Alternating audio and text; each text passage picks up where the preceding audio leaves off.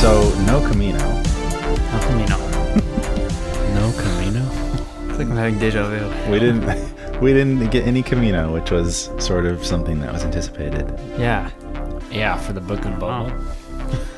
Book of Boba. I'm so confused. There's a lot. The first thing when this episode ended, my mind, and I texted you guys, I was just like, what is happening? I just was like, this is strange, because I don't know how to feel. I still don't know how to feel. Same. So, initial impression, though, like, how did you feel, like, right when the credits started, before the, like, end credits scene? I had to pick my jaw up off of the floor. I was slightly upset because, for a number of reasons. Not like, I wasn't upset with the show. It was just sort of like, did they have to bring in Luke? Did they have to end the show, like, or the camaraderie with Grogu and Din Djarin? Does that mean the show is over now? I guess it was just a thing of confusion. Yeah, I had all the same thoughts. I was really hoping that they were going to introduce Ezra, but I mean, I understand why they wouldn't if that's what the Ahsoka show is going to be about. For sure. But yeah, it was just it was strange to me. That's all. It was just super weird. Like It was strange. You're right. And Luke looked. We're talking about Luke Skywalker, by the way. Yeah, Luke Skywalker was in this He's episode of back. Mandalorian. He's rolled into Moff Gideon's cruiser.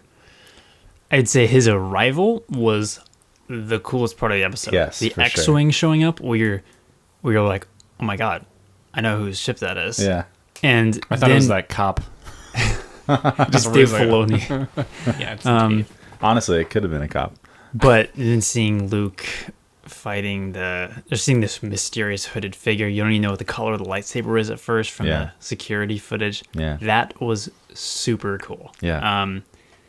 But then he showed his face, and he looked really bad. Like, awful. In my opinion, he looked better than Leia did at Rogue One. Oh, I mean...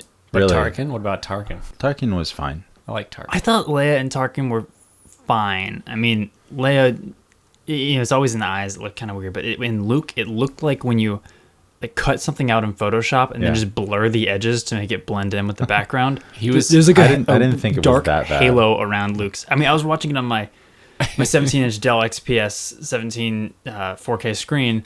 Wow. Right in front of me. Not an yeah. 500 nits of brightness, too. How many hertz? But I was watching it right in front of me, and man, it looked real. I could not stop thinking about how bad it looked. It really took me out of it. It looked like someone killed Luke and put his face on their face. I mean, it definitely was. It looked like a video game version of Luke, right? Which was the interesting thing about it. What did you think about the rest of it? I mean, CGI face aside, like the presentation of Luke, his insertion into the narrative at this point. I was a little bit like, well, are we going to see Grogu again, or is Grogu just going to be killed by Kylo Ren? I know. That's what I thought. I was like, oh, culling. Cool. In 10 years from now, he'll be slaughtered. No, I think... That's exactly what I thought, too. My thoughts... I don't even want to think about that. Yeah. I'm thinking we have to. that if Mando isn't done as a show, if what they're shooting right now isn't the Book of Boba, if there's going to be a season 3 of Mando, it's probably going to be without Baby Yoda, and then he'll probably be back... Sorry, Grogu. And then he'll be back in maybe a season or two. We'll have Mando do some solo leveling, and then he'll come back. After this episode, Boba Fett takes off. He makes his peace with Din Djarin. In a post-credits scene. And then in a post-credits scene, he comes back to where Jabba the Hutt once reigned on Tatooine, and then... And we got right in his palace. Big Fortuna. He's Big Fortuna. That's perfect. He was massive. Yeah. He was doing the Hutt thing with his... I like to see it. Yeah. And then Boba takes over kind of that Jabba's palace. He executes Bib. And then it cuts and says, December 2021, the Book of Boba Fett. And so it's leading people to believe... That's Mandalorian Chapter 3. It's either going to be Mandalorian Season 3, the Book of Boba Fett, or it's a spin-off show. And nobody knows at this point that we're recording this. I mean, at any point, Disney or Lucasfilm could be like, "This is what's happening." Maybe like next few weeks, they would make that clearer. But my initial thought, and still kind of think, is that that's what Mandalorian season 3 is. I do too, because of the way they wrapped up the Grogu Din Djarin storyline. Yeah, and they also gave Din Djarin the Darksaber because he won it in battle. And Bo-Katan's like, I can't take it. Seems like a huge cliffhanger. But all that said, I mean, they were really queuing up this Mandalore plotline. This Mandalore plotline, which was the thing that you guys were talking about back in like episode 3. I think. Yeah. Which I think then that could be the direction that the Mandalorian as a show goes in. For sure. And now Din, I mean, hoping Din continues to be in the show.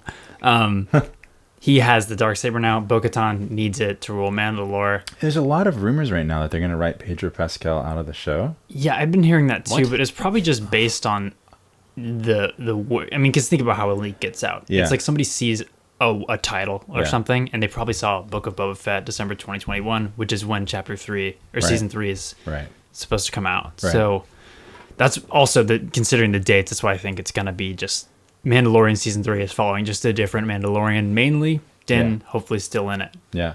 But all that said, I do wish everything that happened in this episode happened a season from now. I agree. I do wish that would have happened later. I mean, honestly, I did not expect the events that happened in this episode to happen because it felt premature to me as far as storytelling goes. Yeah, I agree. I mean, it's whatever. I'm still happy. I was happy to see it because it's what I ultimately wanted to see. It felt just a little bit rushed. I sort of expected the confrontation between Moff Gideon and Din Djarin. I did not expect Din Djarin to get the Darksaber, and then he's like, he's got the rights to it or whatever. I expected Din Djarin and Grogu to be reunited and then go off and have a season 3 adventure doing something new. Maybe still running from Moff Gideon. But no, this is not what happened. Moff Gideon, I didn't expect it, and then maybe eventually be met up by Ezra or something. But Moff fell. Din Djarin got the rights to the Darksaber. Bo-Katan essentially is rendered useless until she kills Din Djarin or something. And then Luke Skywalker shows up out of nowhere and then takes Grogu. So it felt like this ending to this story, which is why it would make sense that the Book of Boba Fett would be season 3 and maybe even season 4. Yeah. And for all intents and purposes, whatever a Boba Fett season or series would be, that's basically what I can get what I want out of the Mandalorian out of that, which I'm fine with. I just don't necessarily think, like you were saying, I just think it's premature. Yeah, it definitely feels premature. And it's just a weird feeling, and I think that's why we're all left going, wait, is this okay? Like, is this okay that this just happened? Like, it just feels really strange. Yeah. And especially because Luke Skywalker looked strange. To me, it didn't look that bad. There were like lines that he delivered that looked bad, but other lines looked okay. Yeah. But ultimately, he just looked like a video game version of Luke Skywalker. Like, he looked like he did in Battlefront 2. It was almost like they took the Battlefront 2 model and then put it on. Yeah. But I thought it looked better than, like I said, like Leia and Rogue One. But ultimately, I just don't understand why they didn't utilize all this deepfake technology that's out. Like it kind of looked like that. It looked like a Snapchat filter. It didn't like it. No, you're right. It did look like a Snapchat filter, but it didn't look like some of the best deepfake technology that I've seen. They could have made it look almost exactly, and like Mark Hamill was at the end of Return of the Jedi, and it would have been awesome. And I'm like, why aren't these graphics companies, these computer graphics companies, utilizing like ran out of budget towards the end of this season? Like, I don't know, because then they recreated all of Jabba's palace just for that one like post credits scene. That's not CG though. Like for instance, the ship, the transport. But CG, cruiser, for all intents and purposes, you're talking about the Imperial landing. That looked. It was really bad. It looked really bad. Yeah. I was like, oh no. Yeah. There's some moments too when like the Bo-Katan and the other girl like landed in their jetpacks on that bridge. Again, just looked super bad. Like a few moments in this episode, and I think episode 6, the one on Tython, just looked not great CG wise. And the advancing of the two Mandalorians and Fennec and what's her face? Cara Dune. Cara Dune. Like as they kept progressing toward the control room, like some of like their maneuvers and like The oof moment for me was when Cara Dune's gun jammed, and she decided in this moment, I think I'll use it as a melee weapon. yeah. Like, I know you're big and formidable, Yeah. but come on. Yeah. But it felt also really like clunky. Like they felt like they weren't really good at what they did, McClunky. Yeah. and they were just like sort of just progressing forward at a very slow pace. I'm like, how can you guys take out all these stormtroopers? You're not that good. Yeah. Even if it was directed in such a way that it would have happened at a more rapid pace. Yeah. I still prefer that team up over the Avengers Endgame girl power scene. I think it was still more tasteful. You know, I agree. What's I agree with that. good about that, I didn't even see this. I didn't even think of that as like, this is, all these characters are Right. female. Yeah. Yeah. I think that It was didn't the point. say like, hey, look at me, who are all the girls in the series finally getting together and doing something for once. Yeah. Like, it wasn't that. But there was a moment where I saw a wide of all 4 of the characters, and I was like, oh, these are all 4 female characters. Like, what a cool moment for Star Wars, just to be like, Yeah. they're not acknowledging it going, we're girls, which was cool, but they Yeah. were just being badass, which is awesome. And murdering everyone on the bridge. Yeah. Those Literally murder- everyone. I love how they're going even farther in, like we talked about earlier in the season, on how the view is of the Resistance or the Rebels at this point in time, and how we have some sort of like the ideologies of the Empire, and first of all, the opener of this season this episode might be my favorite of the entire season, where we have Mando and Cara Dune capturing the scientist again. Mm-hmm. And that Imperial pilot is talking to Cara Dune, and Yes. he's talking to her. Yeah. He's just dead in the eyes, Imperial, and he's talking about blowing up Alderaan. And then Right. she turns it on him and talks about the Death Star blowing up, and he's like, "You killed millions on those bases." Yeah. and it's like, whoa, it kind of sends shivers down your spine a little Yeah. bit. And then Gideon later on in the episode refers to them as murderous savages. Yeah. So it's really interesting just seeing that perspective that we've never really gotten before. Yeah. In that moment when Moff Gideon was talking, I really felt like, oh, maybe they could play him off to be like a good guy. Like, and for a second, you got that empathy in the Or at least villain sympathetic. He yeah. did. that I wished that we were hoping for this whole season that we never got with Moff Gideon.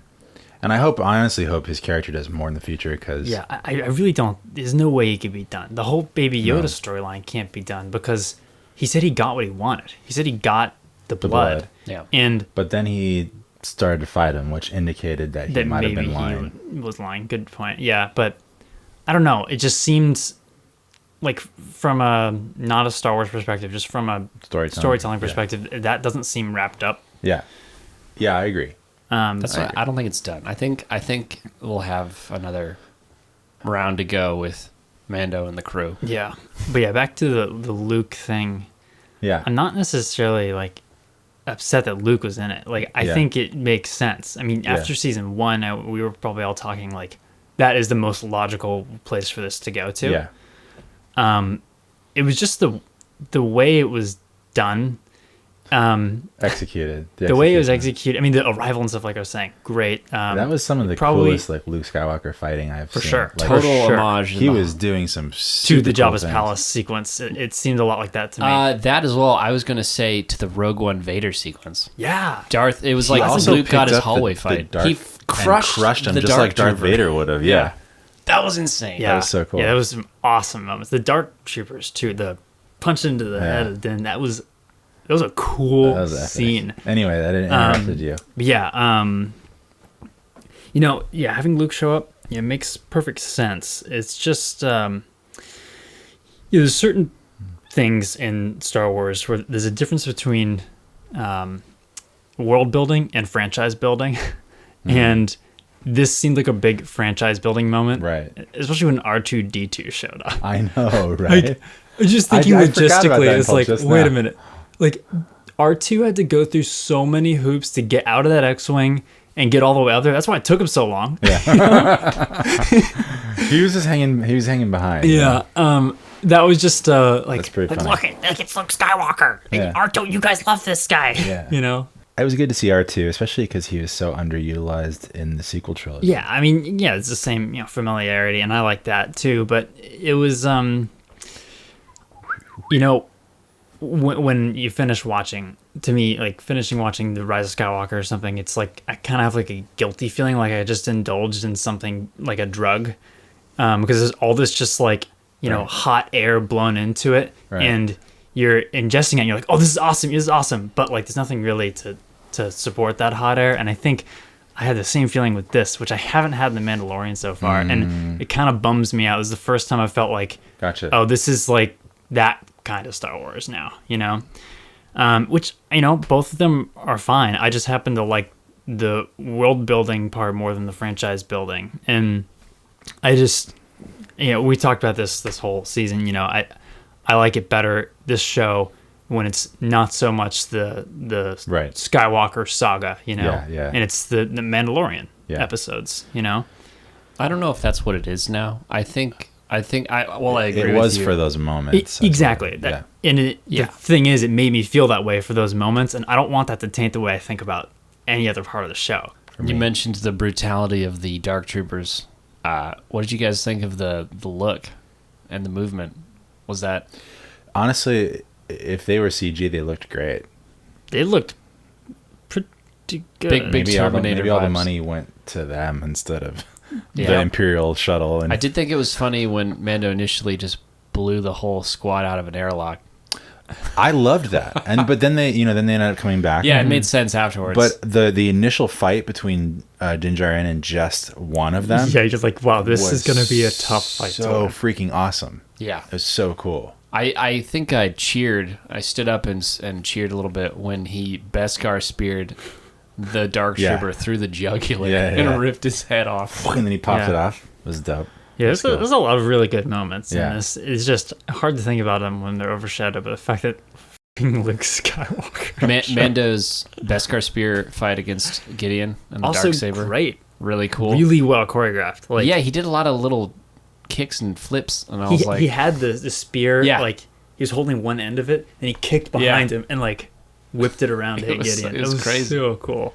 Yeah, that felt like a lightsaber duel to me. I was surprised at how awesome that felt to watch. I didn't expect a lightsaber duel with the Darksaber, and I guess that was the closest thing we get. But he felt very imposing. Moff Gideon felt very imposing during that time, and I really thought it was a powerful choreographed scene. It really did. Yeah, I think what I was gonna say though about Luke is this is the thing we keep circling back to is it's hard not to. I'm trying to think of it more as it's not Luke Skywalker from the Skywalker saga, but more he's just one of the Jedi, just like Ahsoka is. Exactly. And you kind of had that interaction when Mando asks, are you a Jedi? And he's like, bitch, I'm the Jedi. Bitch. Did he say that though? Yeah, he said, bitch, I'm the Jedi. He said that? Yeah. Yeah. Yeah. You said that? Yeah. But did he say? I said, bitch. He said, bitch. I'm the Jedi. Wait, he said that though? I'm glad they didn't say his name on that note. Yeah, they didn't. Yeah. That's true. That's a good point. But we knew. Yeah.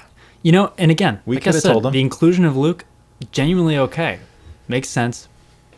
But it was just made a little more, cheap when R2 shut up. I sort of thought, because they really, by the way, the directing, in this episode, was I think. Because they really built up to that moment. The pounding of the doors and all the Dark Troopers coming up to the door, and they're all sitting there, and it just cut back to the Dark Trooper pounding, and cut back to them, and cut back to the Dark Trooper pounding, and cut back to them. It happened 12 times. I mean, if you go back and count it, I would love to actually know how many times it cut back and forth. It was a lot. And I was just like, this is excessive. And it's just edited weird. The score just kept building the whole time, and I was like, just freaking get to the Jedi showing up. We all know something's about to happen. Just stop building the anticipation. It was like over directing, if that's a thing. Yeah, for real. And I was thinking, wow, are the space whales about to show up outside and just come out of hyperspace with Ezra? And that's what I thought was going to happen. But then you cut to this little X-wing. It's just meh. But that was cool though. I mean, they did a few reveals like that in this season. Yeah. I mean, that was very reminiscent of Yeah. when the Slave One was flying in for the first time. Yeah. And like as an audience, you're like, oh, I know what it is. Yeah. You know? Yeah, once the X-wing did show up, I thought it was perfect from that moment to the Luke Skywalker reveal to the point where we see his face. Mm-hmm. Like giving us tidbits. We see first the ship, then the black robes, then the green lightsaber that everyone's been asking to see for 40 years, And the hand. and the f***ing black glove. And that's the moment where I knew it was Luke Skywalker. Yeah, but even then I was like, is it Luke? Like, or is it Ezra? It's too much- Like, I want it to Or do be you Ezra. send an acolyte or something? Because Ezra, by the end of Rebels, he also has a green saber, so I was thinking True. it could have been True. Ezra. But no, it's like But I'm the pretty hilt sure, I'm is- pretty sure it's Luke because he's got, his right hand is chopped Yeah. off and Yeah. has the black glove. Yeah, I mean, I was awesome. Like that was one of the coolest moments of this show so far was Yeah. seeing Luke. It was just like, again, this is in the Mandalorian, you know? Yeah, that was another interesting thing I kept thinking. What that exact thing is like this show, like the Mandalorian, about this random Mandalorian character. Mandalorian, yeah. Mandalorian. Got me twice with that joke. You walked right into it. Shame on you. Fooled twice, don't get fooled again. Has brought us like more lore and like ancillary Star Wars characters than even some of the franchise films, which is so cool. Like we got Ahsoka through this, we got Luke, R2, Boba Fett. We have all these homages to like Tatooine and Jabba the Hutt and Yabba. Okay. Sorry, I'm gonna shut up now. Anyway, I think that it's so interesting that like through this one story of just this rogue Mandalorian character, we got all of these Yeah. interactions with all these really popular franchise For characters. better for worse sometimes though. Yeah. I think it can be to the show's detriment when it makes the whole world feel smaller, there's a point where Yeah. seeing Luke Skywalker in the Mandalorian story is like, well, like how big is this universe really? But also if you're thinking about,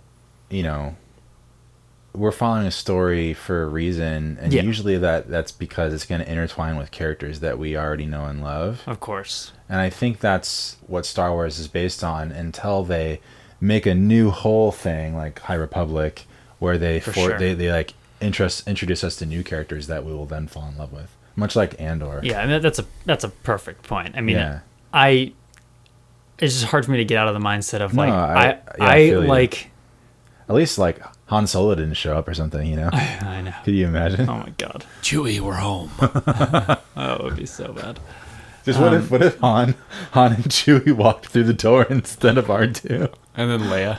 Oh my gosh. That would have been ultimate. Get the whole clan back Yeah. together. And then you're like trio. young Kylo Ren's like, I'm here. No, I almost thought for a second it was gonna be him. Oh, really? Yeah, Oh yeah. just Could've because the been. way the person was moving with a Yeah. youthful zeal. Yeah. I was just talking to my friend last night after the episode was over. The last thing I would want this show to do is end with like the burning of the Jedi Temple or something. Mandalorian? Yeah. I don't think it will. Yeah, I don't think it will, especially given the time frame. But If anything, I think like they'll show Luke again and Grogu changing or training with Luke, and then Grogu will be like, "I don't want to be here with this guy. This guy sucks," and then go back to Din Djarin. yeah, I mean, because Grogu also got that sort of word of warning from Ahsoka Mm-hmm. that like it's a dangerous place to be to like show those powers. Yeah. So he might go that route. Who knows? But True. But the last thing that I will say about this episode is I really liked the score once again. Mm-hmm. And he brought in like I feel like a lot of new themes just in this one episode. yeah. Yeah. And they were all really on point.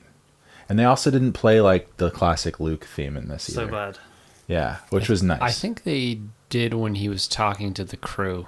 Maybe very like subtle It was very aspects subtle, of it, yeah. but like they didn't play it, like Earlier. like Yeah. like in your face kind of playing type of thing. Upon further discussion, I'm more okay with this whole Luke thing. I don't think they really shoehorned it in at all. I mean, R2, yes, but I get it. It's still Star Wars. I think it's just such a shock because we gotta haven't watch it seen again. this Luke since the Return of the Jedi. Yes. Well, we got a little bit of the flashback in episode 9, but even then it was old Hamill. or episode 8. Sorry.